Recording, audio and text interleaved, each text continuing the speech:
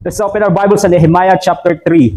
At titingnan lang po natin 3 bersikulo. Dahil hindi po natin siguro makakaya kung ating tatapusin buong chapter nito sa mas malalim na pag-aaral po ng salita ng Diyos. Sa 3 bersikulo lamang po ngayong umaga ay marami na tayong matututunan sa 3 bersikulong ito. So the title ng ating message ngayong umaga ay The Gates of Jerusalem. Gates of Jerusalem. So, dalawa lang muna ngayong umaga. Actually, merong, I think, 10 gates na repair or inayos sa kailangan ayusin sa Jerusalem. So, dalawa lang ngayong umaga. So, pakibukas po ng ating Biblia, Nehemiah chapter 3 o Nehemias Kapitulo 3. Kung the same Bible po ang meron tayo, nasa page 462. Page 462.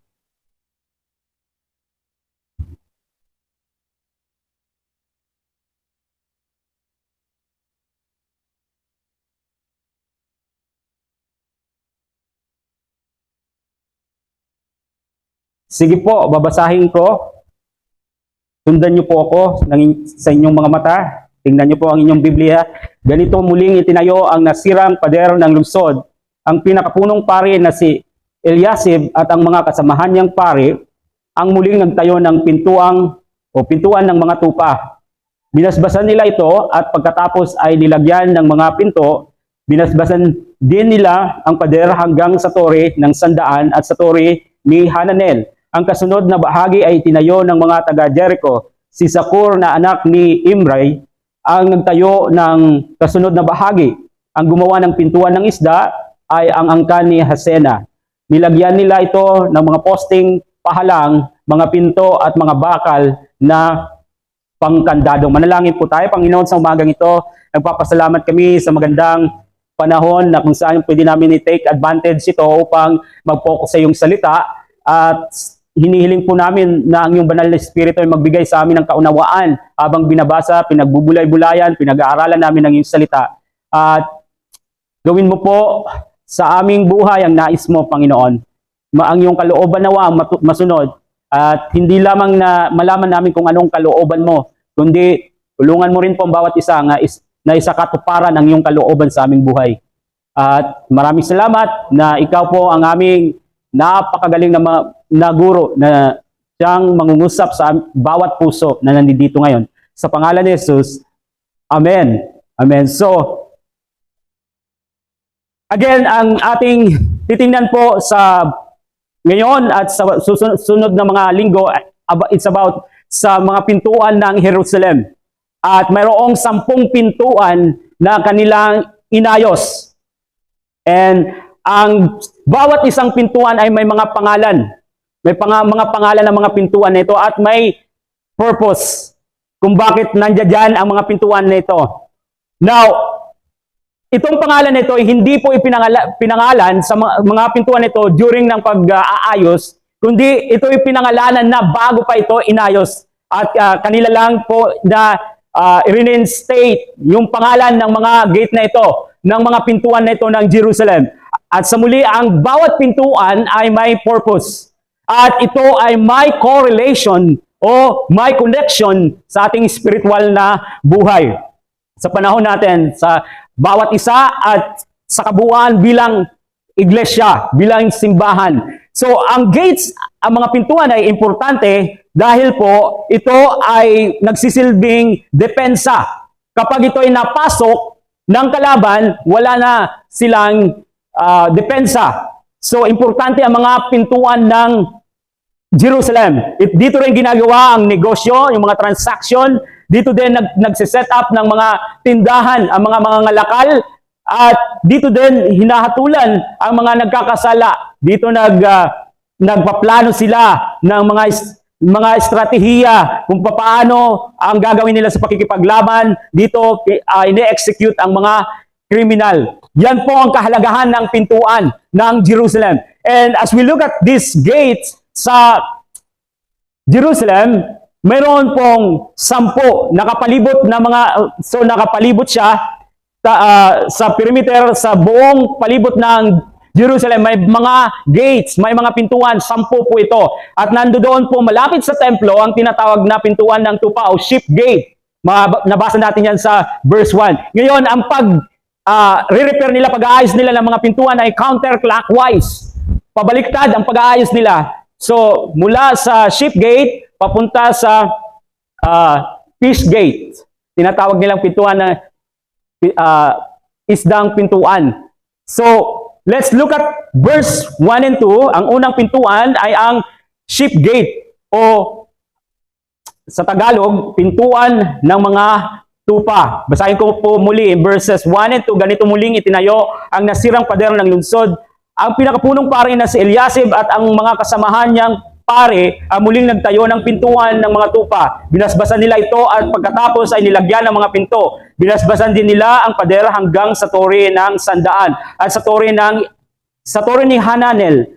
Ang kasunod na bahagi ay tinayo ng mga taga-Jericho, si Zakur na anak ni Imrai, ang nagtayo ng kasunod na bahagi. Ano po ang layunin ng sheep gate o sa Tagalog, pintuan ng mga tupa?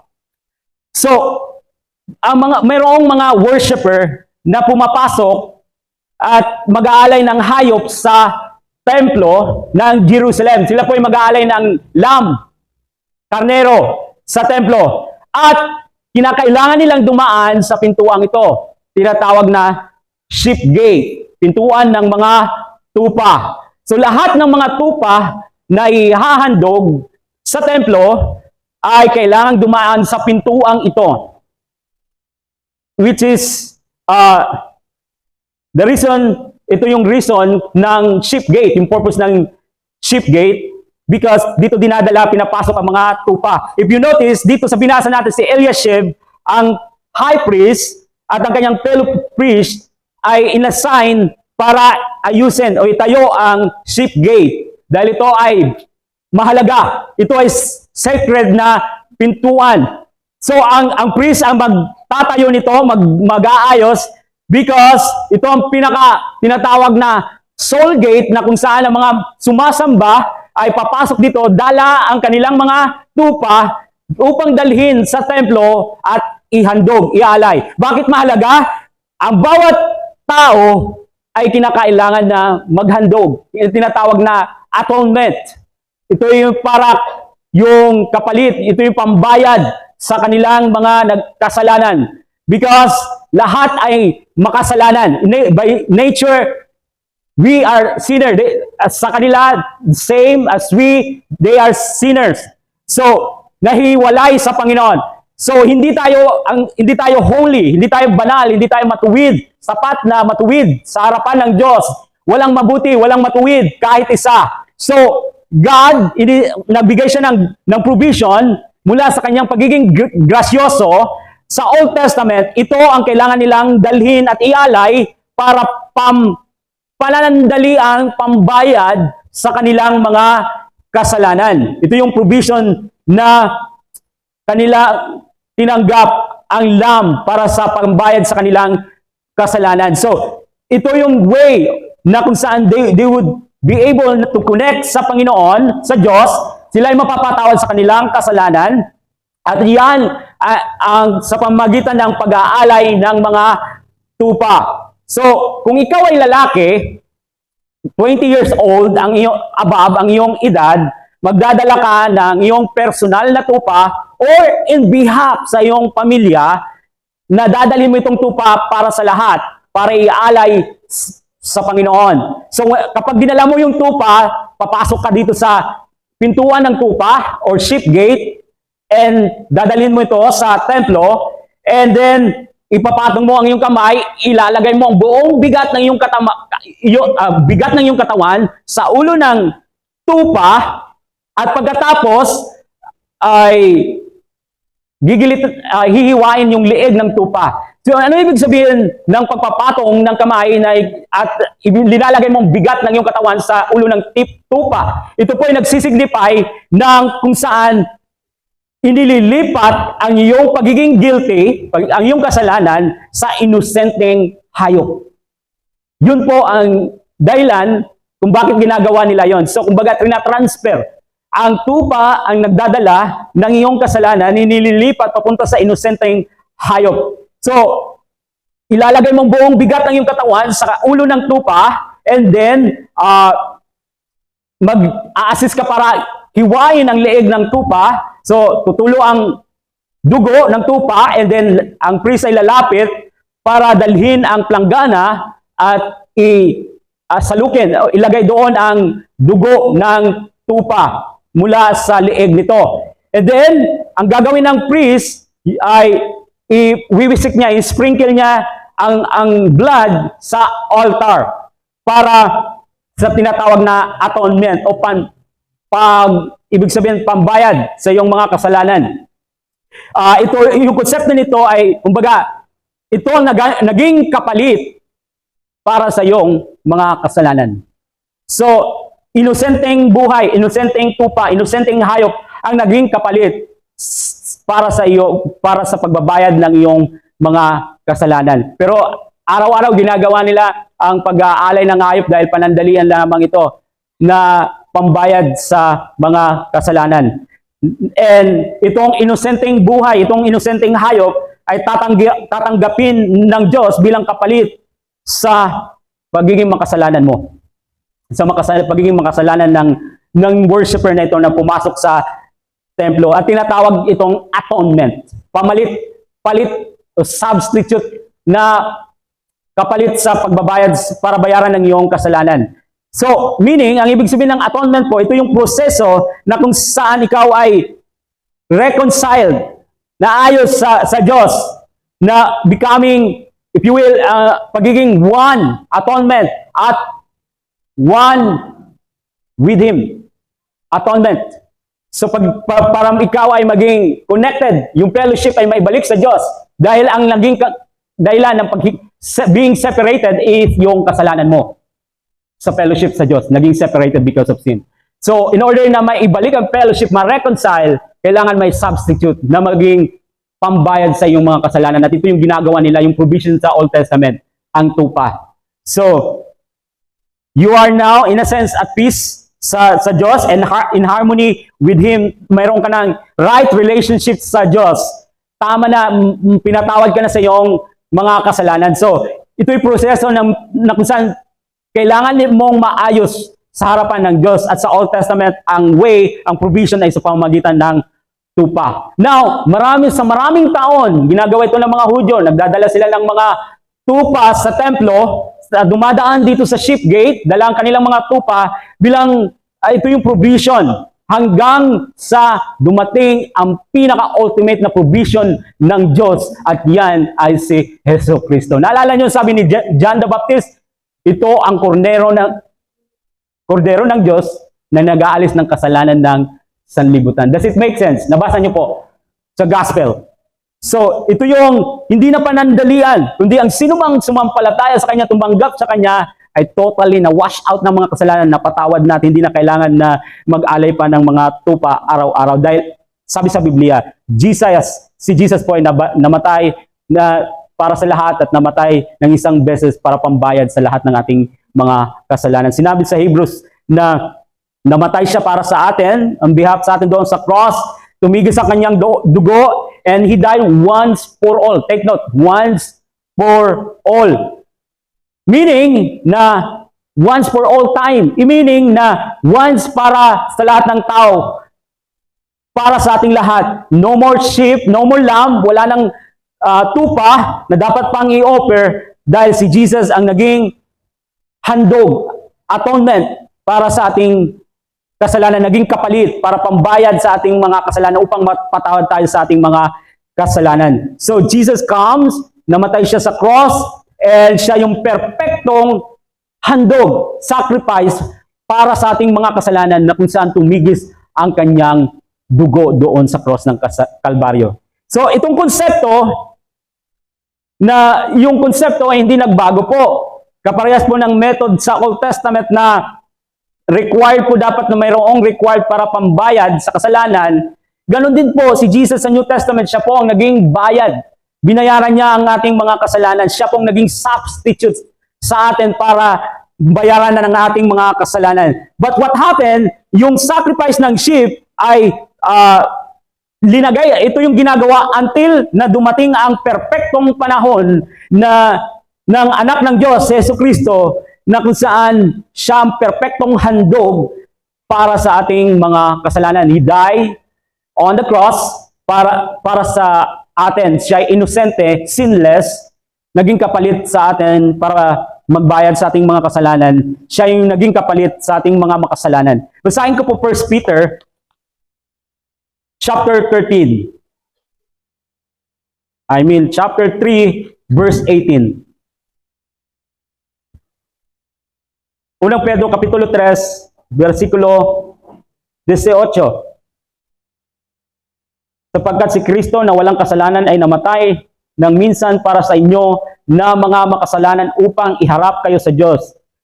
So, again, siya po ang naging kapalit. Siya po ay namatay sa cross para siya yung pinaka-atonement para sa ating mga kasalanan. 1 John chapter 4, verse 10. Ito ang pag-ibig na hindi sa iniibig natin ang Diyos, kundi tayo ang inibig niya at sinugo niya ang kanyang anak upang maging handog, atonement, o maging handog para mapatawad ang ating mga kasalanan. So, si Jesus pong naging atonement, o sa Tagalog, handog para sa ating mga kasalanan. So that na ang sinumang sumampalataya sa Kanya ay binigyan ng karapatan na maging anak ng Diyos. John 1:12. So si Jesus ang perpektong lamb, perpektong tupa na namatay para sa ating mga makasalanan. Dumating siya, tumigis ang kanyang dugo, namatay para sa atin, naging handog para tanggalin ang ating mga kasalanan. At sa pamamagitan ni Jesus, ang ating mga kasalanan ay mapapatawad. Amen? John chapter 10, basahin ko po. Verse 7. Kaya't muling sinabi ni Jesus, pagkatandaan ninyo, ako ang pintuang dinaraanan ng mga tupa. Intindihan po ba natin? Ako ang pintuan na dinaraanan ng tupa. And then jump sa verse 9. Ako ang pintuan. Ang sino mang pumapasok sa pamamagitan ko ay maliligtas. Papasok siya at lalabas at makakatagpo ng pastulan. And so sinasabi dito, same sa John 14:6. Na siya yung the way, siya yung entry point, siya yung daan para maligtas ka. Jesus is the way. Hindi po reliyon, hindi po organisasyon. Si Jesus ang daan para sa iyong kaligtasan. So, ano po yung connection nito, yung correlation nito sa ating panahon? Ano na yung connection nito sa ating panahon? Kasi sa atin ngayon, may maririnig tayo na sinasabi na maraming daan papunta sa Diyos para maligtas ka. Maraming path, maraming daan. And sasabihin, maririnig nyo rin sa iba na lahat ng reliyon ay the same, pareho. Iisa lang ang Diyos, iba lang ang daan papunta sa Diyos. Narinig nyo na po ba yan? Iisa lang ang religion. Pareho lang naman yan eh. Iba-iba lang yung daan para papunta sa Diyos. At maririnig nyo rin po sa mga tao, may mga tao magsasabi na kung ikaw ay mabuting tao, sapat na mabuting tao, ano ba ang pinakasapat ng pagiging mabuti? Then you are good to go sa langit, masisave ka, maliligtas ka. Which is contradict sa Bible. Na sinasabi sa John 46, Jesus is the way, siya lamang ang daan.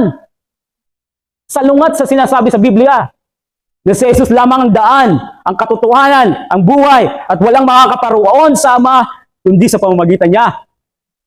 Sa pamamagitan ni Jesucristo. Maaari niyo pong basahin muli. John 14:6 mamaya. Pero para sa iba, alam ko familiar na ito sa inyo. So, ang ibig sabihin nito, unawain niyo po ng mabuti ang John 14:6.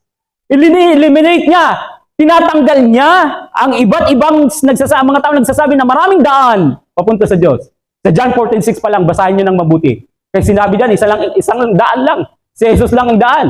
Paano mo masasabi na maraming daan para maligtas ka? Does it make sense po? Naintindihan po ba natin?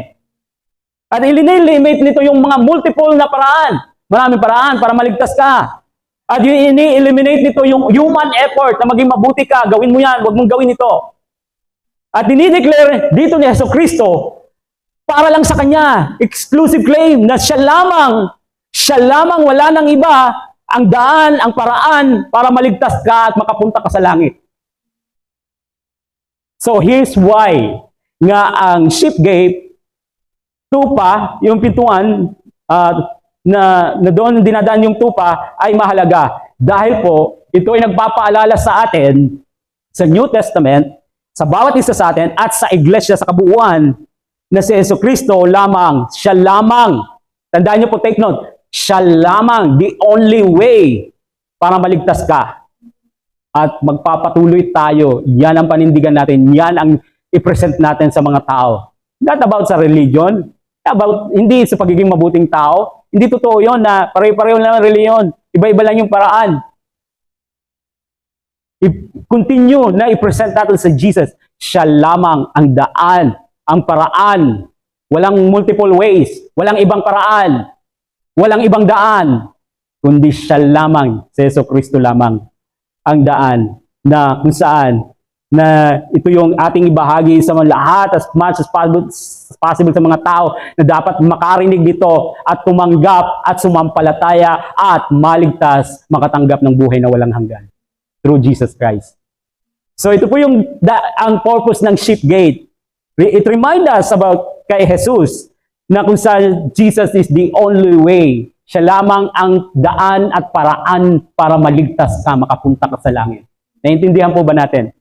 So you cannot accept, Kristiyano ka, tapos i-accept mo yung claim ng iba na naniniwala ka din, na naniniwala ako na si Jesus ang daan. Pero naniniwala din ako sa sinasabi ng iba na may iba't ibang paraan. The same lang tayo, religion, iba-iba lang yung paraan.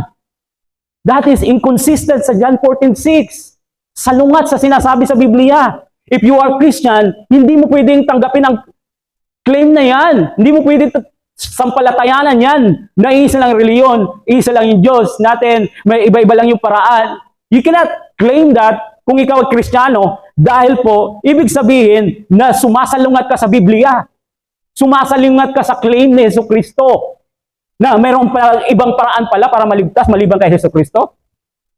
So, ginagawa mong sinungaling si Jesus kung naniniwala ka sa sinasabi ng opinion ng ibang tao. Dapat as a Christian, ang paniniwala mo lang ay si Jesus lamang ang daan at paraan para maligtas ang tao. Amen? Siya lamang. Or else, kung naniniwala ka sa kanila, you make Jesus a liar, sinungaling. So, the way to be saved ay para sa lahat ng kaligtasan, pero there's only one way. Isa lamang daan at paraan, and that is ang Panginoong Jesucristo lamang. At patuloy nating ipoproclaim yan, ipapangaral sa lahat ng mga tao na kailangan nilang sumampalataya kay Jesucristo dahil Jesus is the way, the truth, and the life. No one comes to the Father except sa pamamagitan ni Jesucristo. Now, ang pangalawang importanteng pintuan, in verse 3, ang fish gate po. Balikan po natin yung ating passage para makita natin ang ikalawang pintuan na aayusin sa Jerusalem. Verse 3, ang gumawa ng pintuan ng isda ay ang kani Hasena. Nilagyan nila ito ng mga posting pahalang, mga pinto at mga bakal na pangkandado. So, yung pangalawang pintuan ay tinatawag na isdang pintuan. Ano po yung purpose ng pintuan nito? Katulad po kanina ng, di ba, sa ship gate, tupa, pintuan, o para sa mga tupa ito na pintuan na dinadala na tupa, ito naman po dito rin ay obviously ay ang dinadala ay ang mga ano po, fish gate. Ibig sabihin, pinapasok dito ang isda. So, nandiyan pa po ba kayo? Amen? So, ang mga isda ay pinapasok dito. Ito yung pintuan na pumapasok ang mga mangingisda nangisda mula sa Sea of Galilee, at yung mga fishermen na nangisda sa Sea of Galilee ay dadalhin ang kanilang mga isda through sa pintuang ito, sa fish gate, para dalhin sa market at ibenta sa mga tao. So, kung gusto mong bumili ng isda, kailangan mong dumaan dito sa pintuan. Hindi ka basta-basta kung saan ka lang pumapasok na pintuan. Okay? Mayroong silang naka-assign, naka-disenyo na pintuan kung anong purpose noon at doon ka lang papasok. So, Ang pinaka-common po na isda dito ay ang kung ano meron din tayo, tilapia. Tilapia. Tinatawag din itong Saint Peter fish. Saint Peter fish, yung tilapia. So, kung hindi naman kayo makapunta sa Jerusalem, one day, makakapunta rin naman tayo doon pagbabalik ni Jesucristo. Pero if you get a chance na makapunta kayo doon, punta kayo ng Sea of Galilee, may restaurant doon, tapos nagbebenta ng tilapia. So hindi na kayo masusurprise na kainin ng tilapia dahil marami sa atin din ng tilapia dito sa Pilipinas. So nakakain na tayo. So ito yung common na fish, pero mayroong mga 19 native na species na or mga isda na makikita sa Sea of Galilee. So the Bible tells us na about sa fishermen sa New Testament na mga disciples ni Jesus Christ. You remember? Sino po ang mga fishermen na mga alagad ni Jesucristo? Si Pedro, ang kanyang kapatid na si Andrew, plus si Santiago at ang kanyang kapatid na si John. You can read that sa Matthew chapter 4 verses 18 to 20. Mga alagad ni Jesucristo na mga fishermen.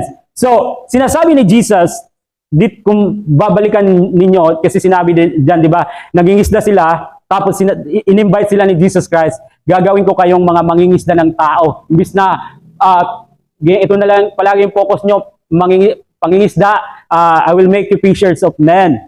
So, dito, iniwan ng sa story nito, iniwan ng mga alagad ang kanilang trabaho at sumunod kay Jesucristo. So, ang ibig sabihin na sila po ay magdadala ng mga tao sa kaharian ng Diyos. Sila ay magso-soul win at dadalhin sa kaharian ng Diyos. Sila po ay mga, again, mula sa fish, mga, anong tawag doon, mga mangingisda, fishers. Ngayon ay naging fishers of men na sila.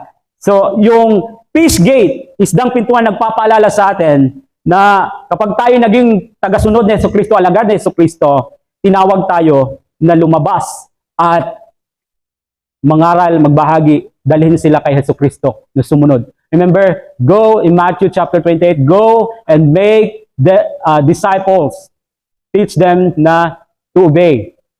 So, make disciples of Jesus Christ.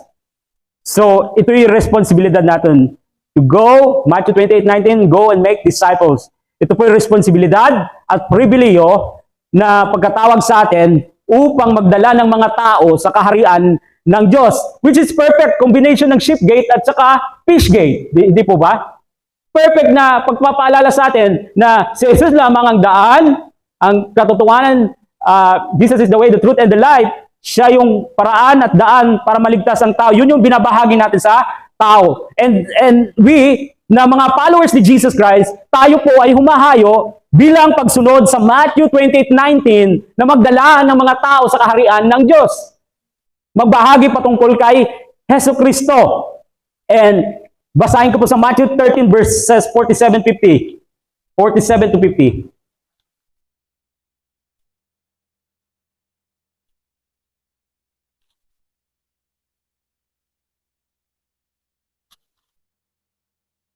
Ang kaharian ng langit ay katulad din ng isang lambat. Pansinin niyo po yung picture dito, yung larawan ng patungkol sa pagbabahagi ng salita ng Diyos, pagdadala ng mga tao sa kaharian ng Diyos. Inahilin tulad sa pangingisda. Ang kaharian ng langit ay katulad din ng isang lambat na inihagis sa dagat at nakahuli ng sari-saring isda.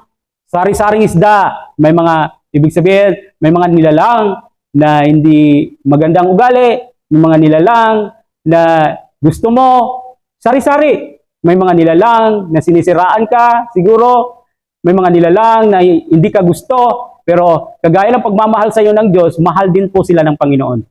Verse 48, nang mapuno ang lambat, hinila ito sa pampang, naupo ang mga tao habang tinitipon nila sa sisidlan ang mabubuting isda at itinatapon naman ang mga isdang hindi mapapakinabangan. So meaning na may mga sumampalataya at mayroon din na nag-reject. So reject din sila.